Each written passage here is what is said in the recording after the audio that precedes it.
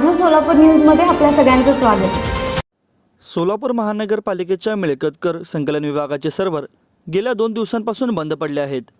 कर संकलन निरीक्षकांनी रोख रकमेऐवजी धनादेश स्वीकारण्याचे काम सुरू केल्याचे कर संकलन विभाग प्रमुख युवराज गाडेकर यांनी गुरुवारी सांगितले। यावेळी ते म्हणाले की तांत्रिक अडचणींमुळे कर संकलन विभागाचे सर्व्हर बंद आहे। कर संकलन विभागाने मार्च महिन्यात जप्तीची कारवाई सुरू केली आहे।